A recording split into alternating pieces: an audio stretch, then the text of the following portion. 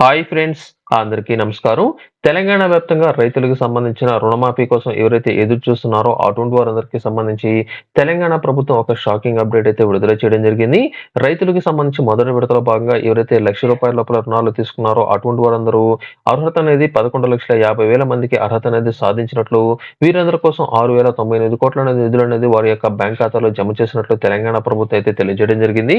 అయితే వివిధ కారణాలతో చాలా మందికి ఇంకా పేమెంట్ అనేది వారి యొక్క బ్యాంక్ ఖాతాలో జమ కాలేదని అధిక మొత్తంలో ఫిర్యాదులు వస్తున్న నేపథ్యంలో తెలంగాణ ప్రభుత్వం ప్రతి మండల కార్యాలయంలో అంటే ప్రతి ఒక్క మండలం పరిధిలో గ్రామాలకు సంబంధించిన రైతులందరికీ అక్కడికి వెళ్లి ఫిర్యాదులు అనేది చేసుకోవాలంటే ప్రతి మండల కార్యాలయంలో ఒక సహాయక కేంద్రాన్ని ఏర్పాటు చేస్తున్నట్లు, అక్కడికి వెళ్లి వారు ఫిర్యాదులు కనుక చేసినట్లయితే వారికి సంబంధించి 30 రోజుల లోపల తప్పనిసరిగా పరిష్కరించి వారికి పేమెంట్ అందజేస్తామని తెలంగాణ ప్రభుత్వం అయితే తెలియజేయడం జరిగింది.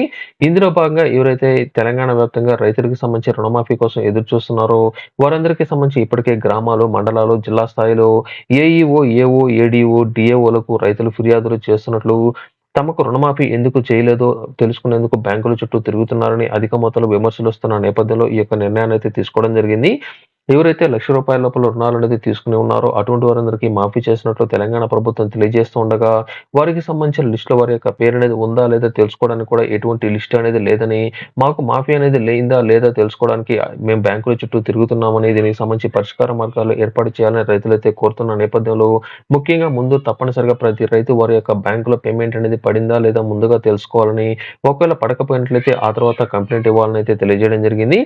ఇందులో భాగంగా మరొక అప్డేట్ ఏంటంటే, ఈ యొక్క పంట రుణాల మాఫీకి సంబంధించి త్వరలో ఫ్రీ ఆడిట్‌ను నిర్వహించబోతున్నట్లు వ్యవసాయ శాఖ అధికారులైతే నిర్ణయించడం జరిగింది. ఇందులో భాగంగా 16,000 మంది రైతులకు సంబంధించి రుణాలను పరిగణలోకి తీసుకోనున్నట్లు, ఆడిట్ పూర్తయ్యే వరకు ఆ యొక్క రైతుల బ్యాంక్ ఖాతాలో డబ్బులు అంటే ఆ యొక్క నిధులనేది జమ కావనైతే తెలియజేయడం జరిగింది. అంటే మీకు సంబంధించి ఏదైతే ఈ యొక్క ఫ్రీ ఆడిట్ అనేది నిర్వహిస్తున్న ఖాతాలున్నాయో వీరందరికీ సంబంధించి ఈ యొక్క ఫ్రీ ఆడిట్ అనేది పూర్తయిన తర్వాత మాత్రమే రైతుల యొక్క బ్యాంక్ ఖాతాలో పేమెంట్ అనేది జమ కాబోతుంది.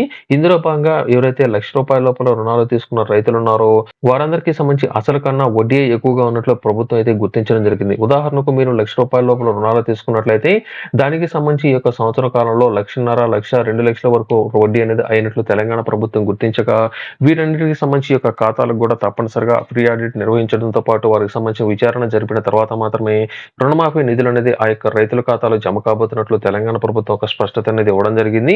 తప్పనిసరిగా ఎవరికైతే పేమెంట్ అనేది పడిందో లేదో అనేది తప్పనిసరిగా మరొక 2 రోజులైతే మీరైతే వెయిట్ చేయండి. ఎందుకంటే ఈ రోజు శనివారం మధ్యాహ్నం వరకు బ్యాంకులు అనేది ఉంటాయి. అలాగే రేపటి రోజున ఆదివారం కాబట్టి సోమవారం లోపల మీకు పేమెంట్ అనేది పడకపోయినట్లయితే తప్పనిసరిగా మీరు మీ యొక్క మండల కార్యాలయంలో దీనికోసం ఒక ప్రత్యేకంగా ఒక సేవా కేంద్రాన్ని అయితే ఏర్పాటు చేస్తున్నట్లు, అక్కడికి వెళ్లి మీరు కంప్లెయింట్ కనుక ఇచ్చినట్లయితే వెంటనే పరిష్కరించి మీకు పేమెంట్ వచ్చే విధంగా చర్యలు చేపడుతున్నట్లు తెలంగాణ ప్రభుత్వం ఒక స్పష్టత అనేది ఇవ్వడం జరిగింది.